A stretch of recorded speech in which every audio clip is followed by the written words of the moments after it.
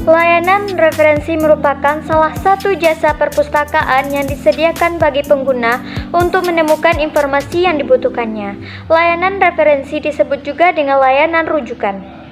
Pada umumnya, pelayanan rujukan adalah sama untuk setiap jenis perpustakaan, yaitu memberikan pelayanan yang baik dan efisien kepada pengunjung atau pemakai perpustakaan. Baik bersifat langsung seperti menjawab pertanyaan pengunjung maupun sifatnya tidak langsung seperti membina dan mengembangkan koleksi rujukan. Pengertian pelayanan rujukan menurut para ahli diantaranya menurut Hutchins 1994. Pelayanan rujukan itu adalah layanan yang bersifat pribadi dan langsung bagi mereka yang mencari informasi di perpustakaan untuk berbagai tujuan dan juga bermacam kegiatan perpustakaan yang bertujuan menyediakan informasi tersebut semudah mungkin. Sedangkan menurut Sores 1954, layanan rujukan adalah bagian dari layanan perpustakaan yang tugasnya menginterpretasikan seluruh koleksi perpustakaan termasuk sumber-sumber di luar perpustakaan yang dapat digunakan.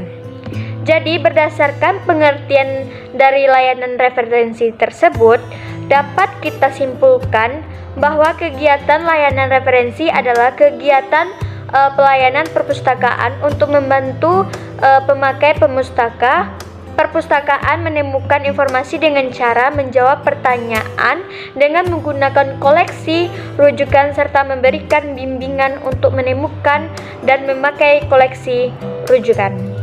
Baiklah, materi selanjutnya akan dilanjutkan oleh Fitrianis. Baiklah, di sini saya akan menjelaskan materi tentang layanan referensi. Yang pertama,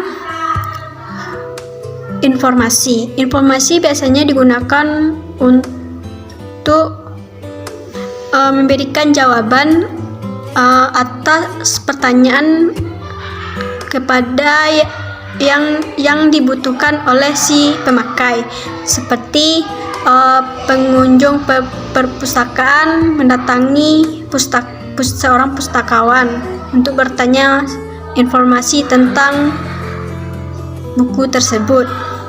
Yang kedua, bimbingan.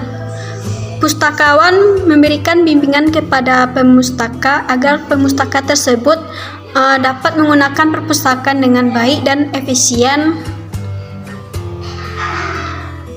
sehingga dapat memudahkan dalam membimbing pemustaka. Yang ketiga, pengarah atau instruksi. Biasanya pengarah atau penerangan kepada pemustaka mengenai pengguna perpustakaan secara umum, pengguna sumber-sumber bibliografi dan koleksi rujukan. Yang keempat, supervisi. Bertugas rujukan dapat mengamati pemakai atau pengunjung perpustakaan baik dalam hal kebutuhan informasi yang diperlukan maupun latar belakang sosial dan tingkat pendidikan pemakai serta bidang pendidikan yang ditekuninya. Yang terakhir, bibliografi. Bibliografi ini sangat penting bagi penelitian atau pengenalan bacaan yang menarik dan baik. Petugas rujukan biasanya membuat atau menyusun bibliografi agar mudah diteliti dengan baik. Sekian dari saya. Baik, saya akan membacakan materi selanjutnya, yaitu peran pustakawan referensi menurut Grant dalam Pop dan Smith tahun 2011 menjelaskan peran dari pustakawan referensi sebagai berikut. 1. Teach people how to use library and its resource. Menyediakan bantuan personal kepada pengguna dan mengerjakan untuk menemukan sesuatu di perpustakaan. 2. Answer reading question. Pustakawan diharapkan mampu menjawab pertanyaan dari pengguna. Pustakawan menyediakan sumber informasi yang dapat menjawab pertanyaan dari pengguna. 3. Add the reader and the selection of good books.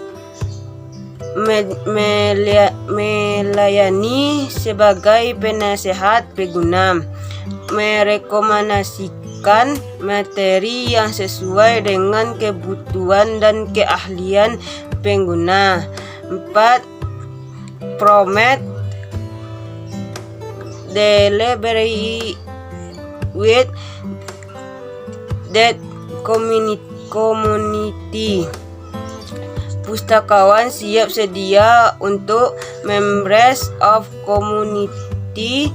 Pustakawan akan dapat dukungan atau bantuan dari community yang bertujuan agar terjadi peningkatan pengguna perpustakaan dan dukungan finansial.